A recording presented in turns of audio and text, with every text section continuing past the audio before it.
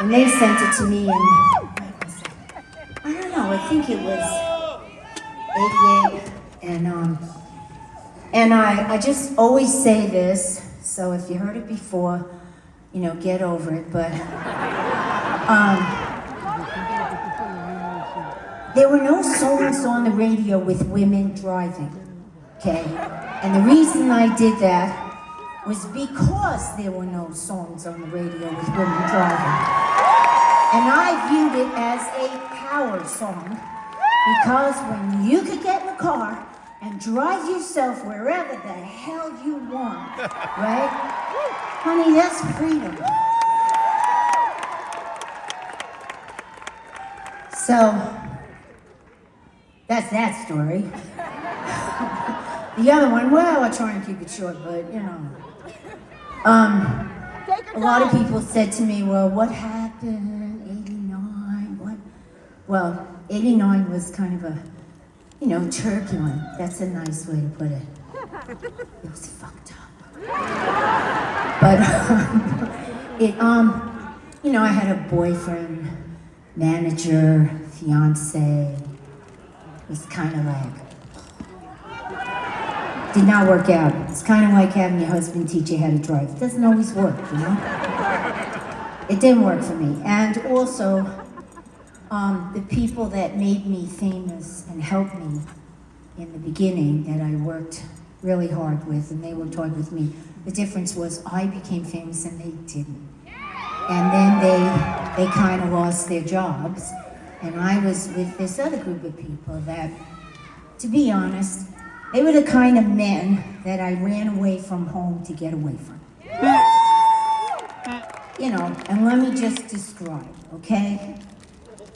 This satin, like the shirts and the button down with the chain, right? And the comb over. And they're very critical about how you look.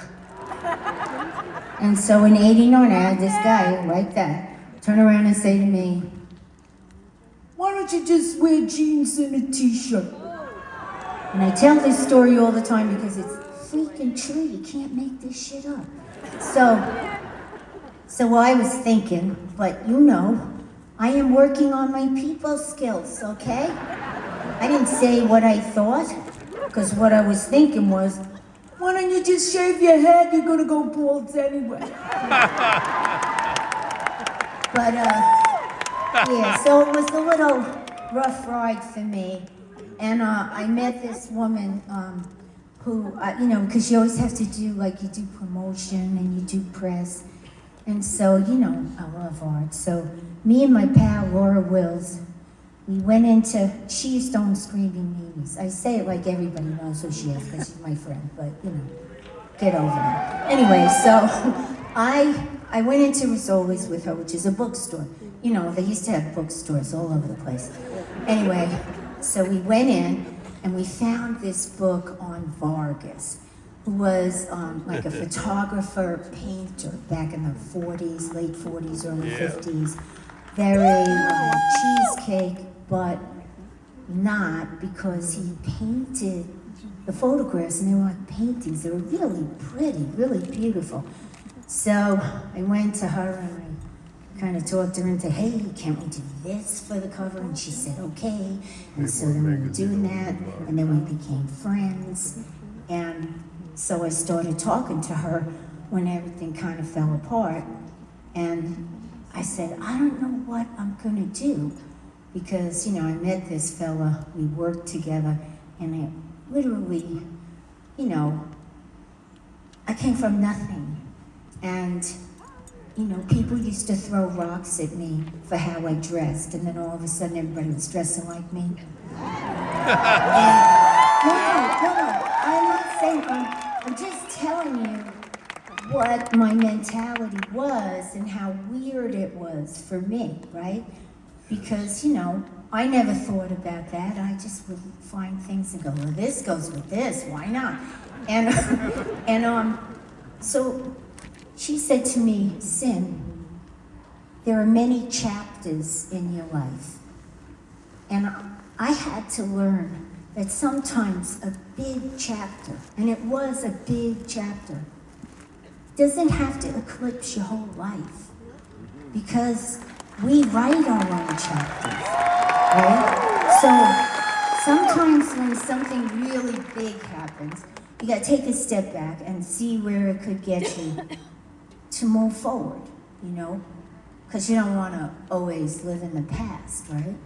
So I felt I should share this with you in case you had a big chapter and you were thinking, oh God, what the hell now? Yeah, you're right, Nick. And you could do anything you set your mind to. I know I have. And I was voted most likely to die in high school. Okay? So, anyway, so Annie, this woman who was the art director of Details magazine, she introduced me to this woman, Allie Willis. And Allie also passed away, but she was a fantastic, creative, nutty, bossy collaborator who I loved. And I got to write Hat Full of Stars, which is an album I wanted to write because I wanted to sing in the rhythm of my own speech, you know?